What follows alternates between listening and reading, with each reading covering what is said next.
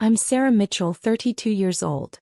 3 months ago, I was rushed to the emergency room with what turned out to be a critical heart condition requiring immediate surgery. My 2-year-old daughter Emma needed someone to watch her while I went under the knife. I called my parents from the ambulance, my voice shaking, my chest feeling like it was being crushed in a vice. "Mom, I need you to come get Emma. They're saying I need emergency heart surgery." "I'm scared." There was a pause. Then my mother's voice came through, ice cold and annoyed. "Sarah, you're always so dramatic about everything. It's probably just anxiety. You know how you get." "Mom, I'm in an ambulance. The paramedic is literally telling me my heart rhythm is dangerously irregular. Please, I just need you to watch Emma for a few hours." "We can't," she said flatly. "Your father and I have plans tonight. We're taking your brother to see Drake. We've had these tickets for months. You know how hard those were to get." I couldn't breathe, and it wasn't just my heart condition. "Mom, I could die. Your granddaughter needs someone too. Stop being so melodramatic. Call one of your friends. We're not canceling our plans because you decided to have a panic attack." The line went dead. I sat there in the back of that ambulance, monitors beeping around me, a paramedic asking if I was okay, and I realized something that should have been obvious years ago. I was completely alone. The two people who were supposed to love me unconditionally had just chosen a concert over their daughter's life. From my gurney in the emergency room with nurses rushing around me and doctors shouting medical terms I didn't understand, I made 2 calls. The first was to Elite Care Services, a professional childcare agency I'd researched months ago but never thought I'd need. Within 20 minutes, a NICU-trained nanny named Patricia arrived at the ER to take Emma home. The second call was to my bank. I transferred $3,800 from my account into a separate savings account. That was the amount I'd been depositing into my parents' account every single month for the last 8 years. They thought it was coming from my brother's investment income. They had no idea it was me. Before I tell you what happened when my parents found out, I need you to understand how I got here. If you're enjoying this story, I'd really appreciate if you could hit that like button. But only if you're genuinely finding value in it. Now let me take you back to where this all started. Growing up, I was always the other one. My brother Marcus was 3 years older, and from the moment he could walk he was destined for greatness, at least according to my parents. He was the football star, the homecoming king, the kid who could do no wrong. I was the quiet one who liked books and spent too much time drawing in notebooks. When Marcus got a B in chemistry, Dad hired him a private tutor and told him he believed in him. When I brought home straight A's, Mom glanced at my report card and said, "Well, that's what we expect." The pattern continued into adulthood. Marcus dropped out of college after 2 years to pursue entrepreneurship, which really meant jumping from one failed business idea to another. My parents funded every venture. They bought him a condo when he was 23. They co-signed for a BMW he couldn't afford. When his ventures inevitably collapsed, they covered his debts without question. Meanwhile, I put myself through nursing school working 3 jobs. I graduated with honors, landed a position at County General Hospital, and bought a small house in a modest neighborhood. My parents came to my graduation but left early because Marcus had a big investor meeting that turned out to be drinks with friends. When I got pregnant with Emma at 29, after my husband died in a construction accident, my parents' response was typically underwhelming. "Well, that's going to make things harder for you," Mom said. No offer to help. No excitement about their first grandchild. Just disappointment that I'd complicated my life. What they didn't know, what they'd never known, was that I'd been supporting them financially for nearly a decade. It started when I was 24. I'd just gotten my first real nursing job with a decent salary. My parents called me one night, which was unusual. They only called when they needed something. "Sarah, we need to talk to you about something serious," Dad said. "We're behind on rent. 3 months behind. We might get evicted." I was shocked. "How did this happen? You both work. Your mother's hours got cut. My back has been acting up, so I've been missing shifts. We just need a little help to get caught up." "How much do you need?" "About $4,000 to get current and cover next month." I had $6,000 in my savings account. Money I'd been carefully setting aside. But they were my parents. They needed help.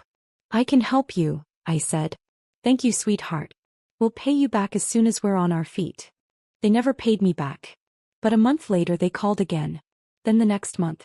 And the next. Became a pattern. They needed $800 here, $1,200 there. Always temporary. Always until they got back on their feet. After 6 months of irregular payments, I did something they never knew about. I called their landlord directly and set up an automatic payment system. Every month, $3,800 went straight from my account to their rent and utilities. They thought Marcus was covering it through some investment account he'd set up for them. He was more than happy to take credit for it. "Your brother is so successful," Mom would say. "He takes such good care of us." I never corrected her. I told myself it was enough that they were taken care of. I didn't need recognition. I was just being a good daughter. But over 8 years that added up. $3,800 a month for 96 months. That's $364,800. Over $250,000 that I'd quietly funneled to my parents while they praised Marcus for his generosity and treated me like an afterthought. When Emma was born, I called to tell them. "That's nice, dear," Mom said. "Listen, I can't talk long. We're heading to Marcus's place for dinner. He's grilling steaks." They didn't visit the hospital.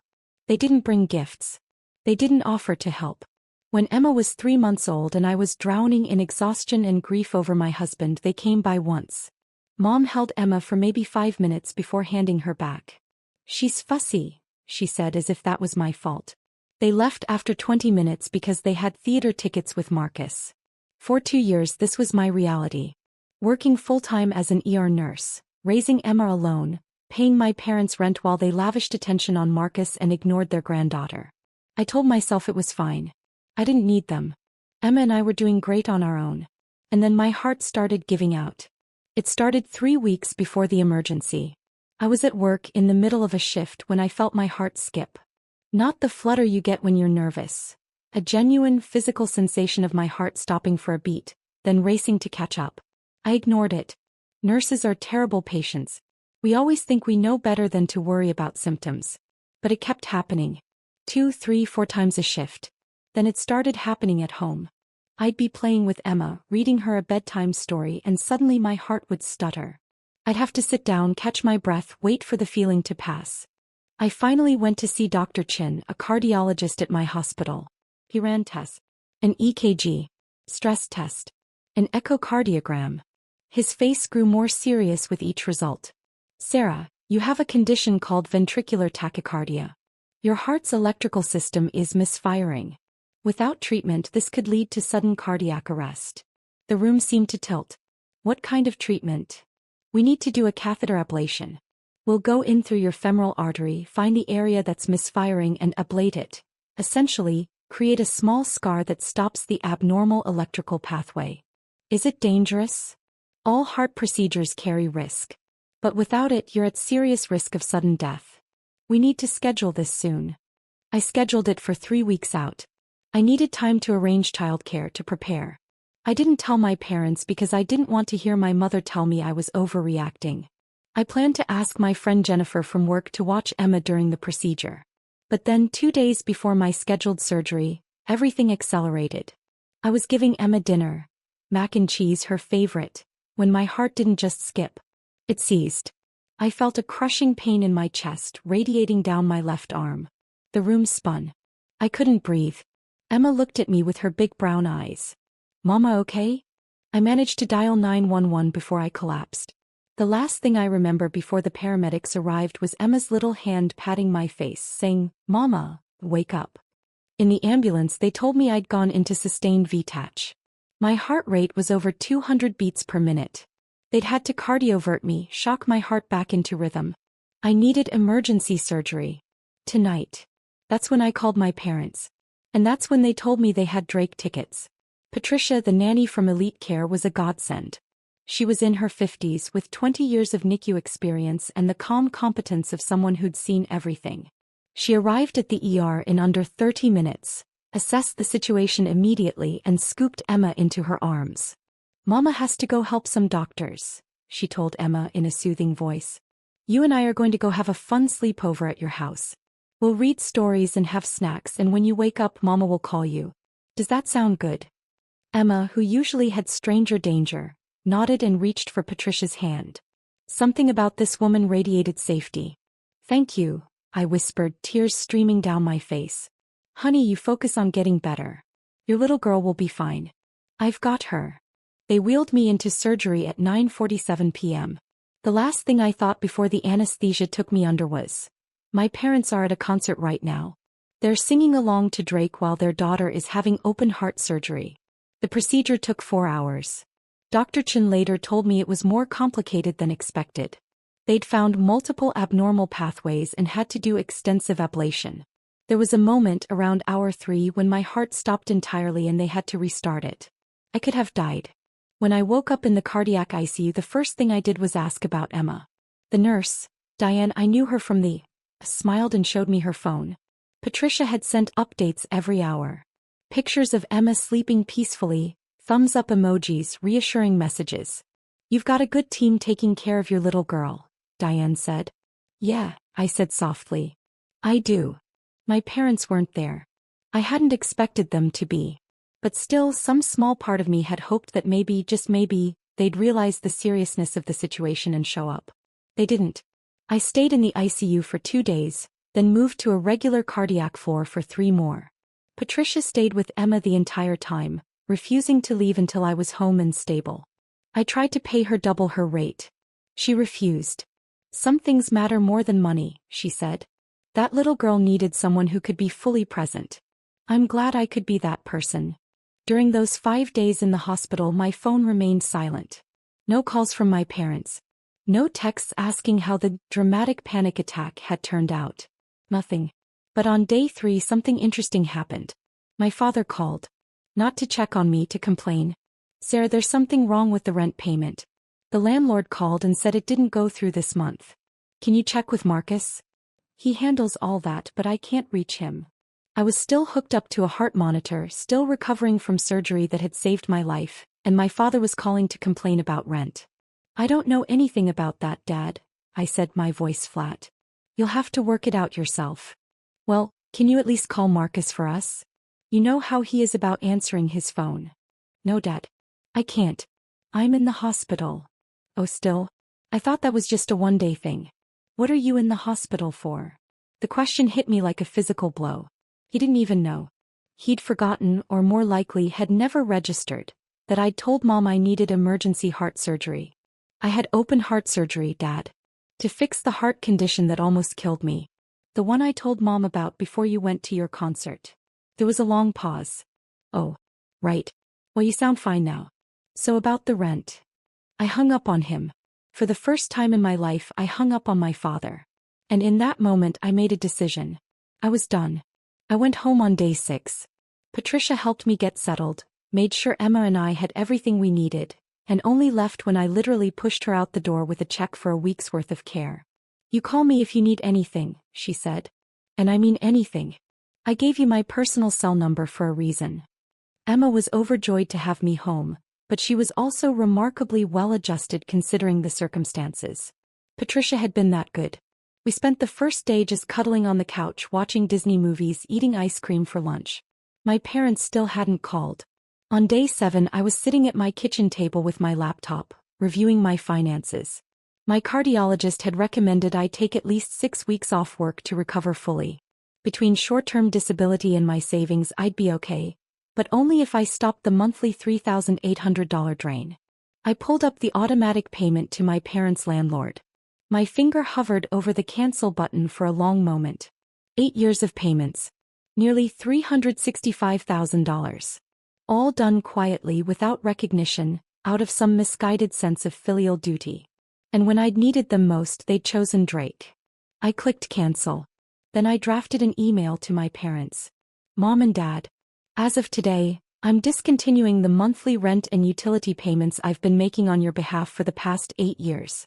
The automatic transfer of $3,800 per month is now canceled. You may be confused by this message as you believed Marcus was covering these expenses. He wasn't. It was always me.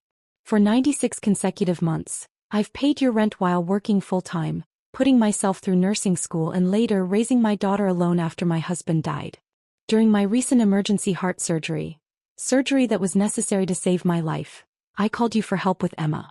You refused because you had concert tickets. You didn't call to check on me afterward. You didn't ask if the surgery went well. You didn't ask about your granddaughter. The only call I received was Dad asking me to chase down Marcus about a rent payment that didn't go through. That payment didn't go through because I was in the ICU, recovering from a procedure where my heart stopped and had to be restarted. I've paid $364,800 to support you over the years. I did it quietly because I loved you and wanted to help. But I'm done being invisible while Marcus gets all the credit and all the attention. Going forward, you're on your own. I wish you the best. I read it 3 times. Then I hit send. For the first time in 8 years I felt light. They got the email at 4:37 p.m. on a Tuesday. I know because that's when the calls started. The first call came from my mother at 4:41 p.m. I let it go to voicemail. Sarah, what is this email? What are you talking about? Call me immediately. Second call, 4:43 p.m. Voicemail again. Sarah, this is ridiculous. If you have something to say, you say it to my face, not in some passive-aggressive email. Call me back. Third call, 4:47 p.m. Sarah Mitchell, you pick up this phone right now. We need to talk about this. This accusation you're making. By 6 p.m. I had 17 missed calls. I turned my phone on Do Not Disturb and focused on making Emma dinner.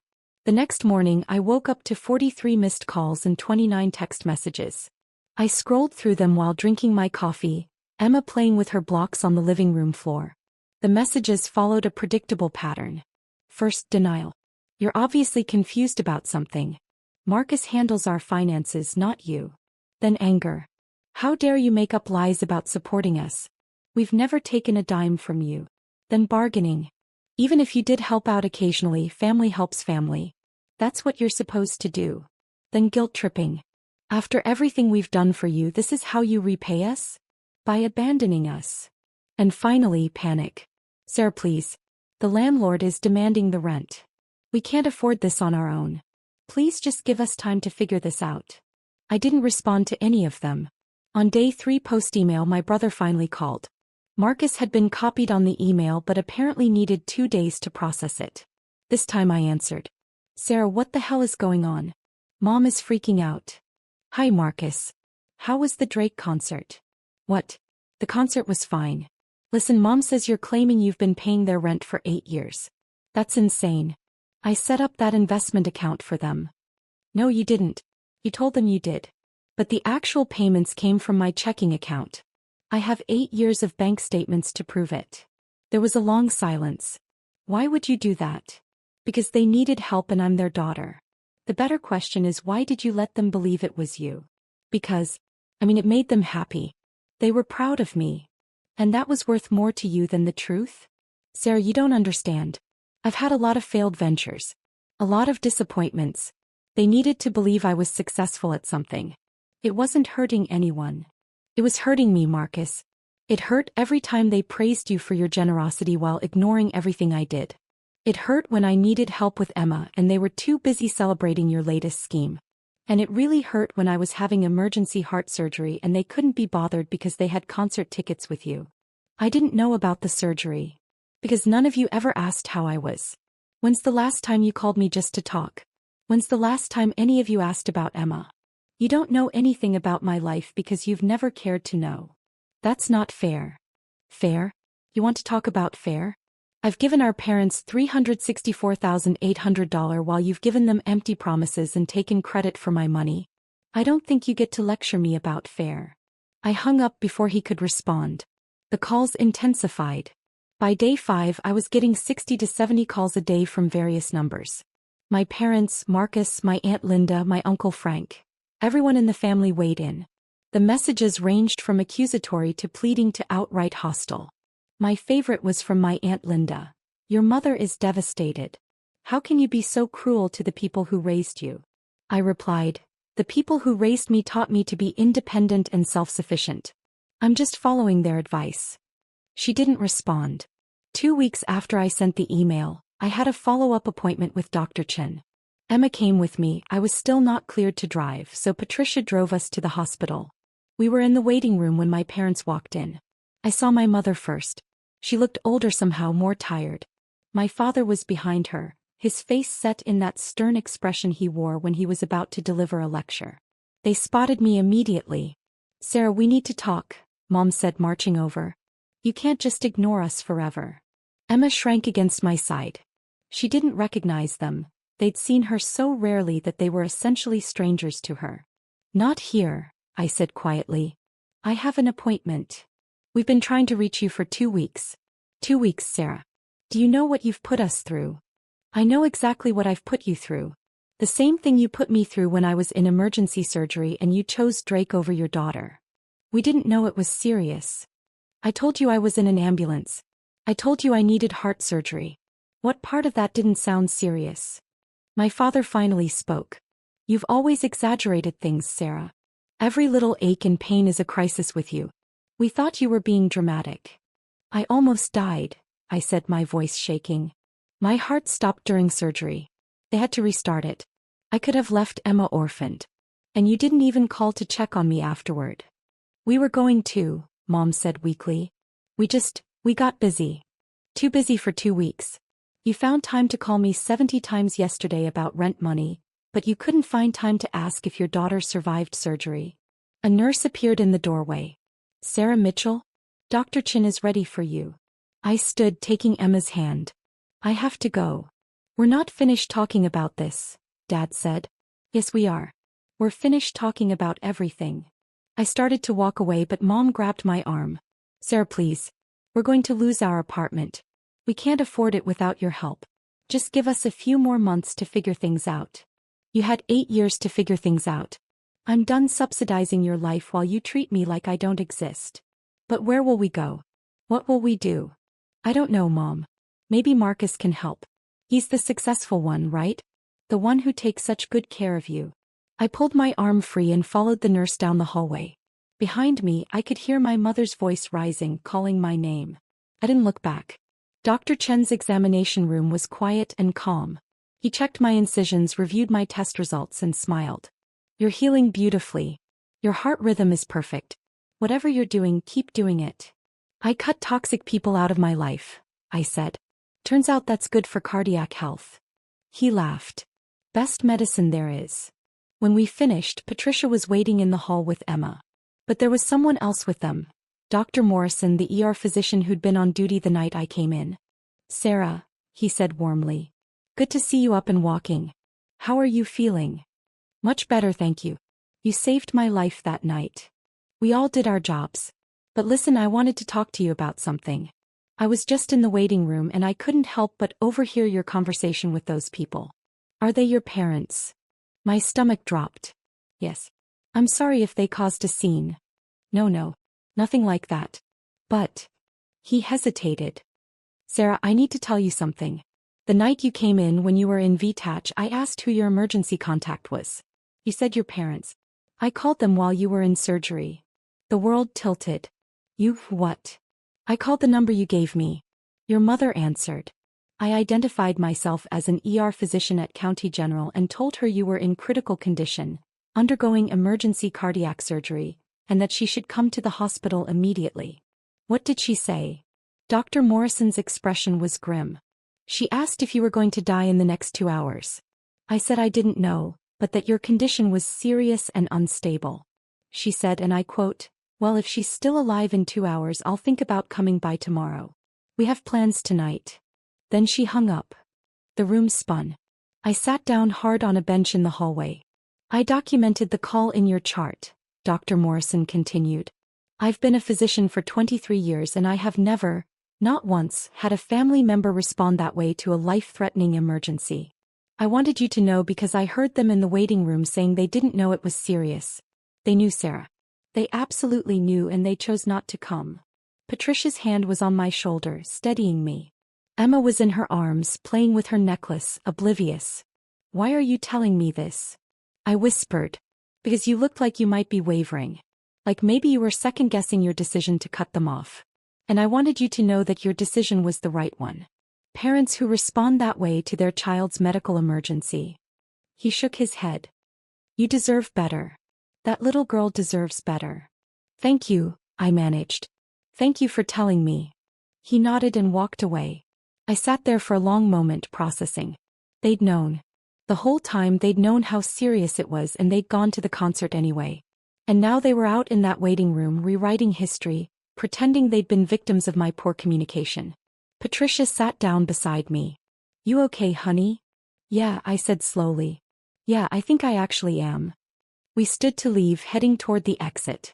As we passed the waiting room, my parents were still there, talking to the receptionist, probably trying to find out when my next appointment was. My father saw me and started to stand. I met his eyes and shook my head once. He froze. Then Dr. Morrison stepped into the waiting room. I couldn't hear what he said, but I saw my father's face go pale. Absolutely white. His hands started to shake. My mother's eyes went wide. Dr. Morrison was reading from a chart. My chart, I realized. He was telling them exactly what he'd told me. About the phone call. About my mother's response. About the documentation. I didn't stay to see the rest. Patricia, Emma, and I walked out the main entrance into the bright afternoon sun. "Where to now?" Patricia asked. I looked down at Emma, who was smiling up at me, reaching for my hand. "Home," I said. "We're going home." The calls continued for 6 weeks, but with diminishing frequency. At first it was 80-90 times a day from various numbers. Then 50. Then 20. Eventually they trailed off to nothing. I heard through my Aunt Linda that my parents had to move out of their apartment. They're living with Marcus now in his one-bedroom condo. Apparently the arrangement is not going well. Marcus's investment income doesn't actually exist, so he can't help them. They're applying for senior housing and government assistance. I feel nothing about this. Not satisfaction, not guilt, nothing. They made their choices. I'm back at work now, part-time while I finish recovering. The hospital was incredibly supportive, and my colleagues have become my real family. They threw Emma a third birthday party last month. 40 people showed up, all of them bringing gifts and love for a little girl they barely knew because they care about me. Patricia still babysits Emma twice a week. She's become like a grandmother to her. The grandmother Emma should have had but didn't. She reads to her, bakes cookies with her, and tells her stories about when she was a nurse. Emma adores her. Last week I got a letter from my mother. Not an email, an actual handwritten letter. I almost threw it away without reading it, but curiosity got the better of me. "Dear Sarah, I've spent 3 months thinking about what to say to you. Your father says we should forget about you and move on. Marcus says you'll come around eventually. But I know better. I know what we did. I know we chose wrong. That night when the doctor called, I told myself you'd be fine. You're always fine. You're strong and capable, and you don't really need us. That's what I told myself. But the truth is I was angry. Angry that you were interrupting our plans. Angry that you always seemed to need something. Angry that you weren't Marcus, easy, charming, successful Marcus who never asked for anything. I didn't realize until much later that you never asked for anything because we'd taught you that asking was pointless. The doctor told us what I said on the phone. He told us that your heart stopped during surgery. He told us you could have died and we weren't there. Your father hasn't been the same since. He doesn't say it, but I know he thinks about it. What if you had died? What if Emma had grown up without a mother because we wanted to see a concert? I can't undo it. I can't go back and make different choices. All I can do is tell you that I'm sorry and that I know sorry isn't enough. I don't expect you to forgive me. I don't expect you to let us back into your life. I just wanted you to know that I see it now. I see what we did to you and I'm ashamed. Love, Mom. I read it twice. Then I folded it carefully and put it in a drawer. Maybe someday I'll feel something when I read it. Maybe someday the apology will matter. But today it doesn't. Today I have a life to live and a daughter to raise, and I'm doing both without the people who taught me I wasn't worth showing up for. Emma runs into the kitchen, her little feet pattering on the tile. "Mama, can we go to the park?" "Absolutely," I say, scooping her into my arms. "Let's go." As we walk to the park, Emma's hand in mine, I think about what I've learned. I learned that family isn't just blood. It's the people who show up when you need them. It's Patricia who dropped everything to care for a stranger's child. It's Dr. Morrison who made sure I knew the truth. It's my coworkers who've become my support system. I learned that being a good person doesn't mean being a doormat. I spent 8 years trying to earn my parents' love through financial support, and all I got was taken for granted. And I learned that some relationships aren't worth saving. Not every family member deserves a place in your life, and walking away from toxicity isn't cruel. It's self-preservation. My phone buzzes. It's a text from Patricia. "Dinner at my place Sunday?" I'm making pot roast. Emma can help me bake cookies. I text back, we'll be there. This is my family now. The one I chose. The one that chose me back. And my heart, my literal physical heart and my emotional one, has never been healthier. 6 months after the surgery, I ran into my brother at a grocery store. He was alone, looking tired and older than his 35 years. Sarah, he said, surprised. Hey, Marcus. An awkward silence hung between us. How's Emma? He finally asked. She's great. Growing like a weed. Good. That's good. Another pause. Look, I know you don't want to hear from any of us, but I wanted to say I'm sorry. For taking credit for helping Mom and Dad. For not standing up for you. For all of it. I studied his face, looking for signs of manipulation or insincerity. I didn't find any. Okay, I said simply. Is there any chance we could, I don't know, get coffee sometime? Try to rebuild something. I thought about it. Really thought about it. Then I shook my head. I don't think so, Marcus. I've spent too many years trying to have relationships with people who didn't value me. I'm done with that. I'm building a life with people who actually show up. He nodded slowly. I get it. I do. For what it's worth, living with Mom and Dad has been eye-opening. I see now how they treated you. How I treated you. Good, I said. I hope that helps you be better for the next person. Sarah. I have to go. Emma's waiting in the car with a friend. I walked past him without looking back. Some people deserve second chances. Some don't. And I'm finally okay with knowing the difference. As I drove home that day, Emma singing along to the radio in her car seat, I realized something profound. I wasn't angry anymore. I wasn't hurt. I was just free. Free from the obligation to people who never obligated themselves to me. Free from the hope that things would change. Free from the weight of constantly trying to prove I was worth loving. I already know I'm worth loving. Emma knows it. Patricia knows it. My chosen family knows it. And that's enough. That's more than enough. If you've made it this far, thank you for reading my story. I share it not for sympathy but because I know I'm not alone. There are others out there who've given and given to family members who only take. Who've been the invisible child, the disappointment, the one who's never quite enough. To those people I want you to know. You deserve better. You deserve people who show up. You deserve to be valued. And sometimes the strongest thing you can do is walk away. Drop a comment and let me know where you're watching from and if you've ever had to make a similar decision. You're not alone.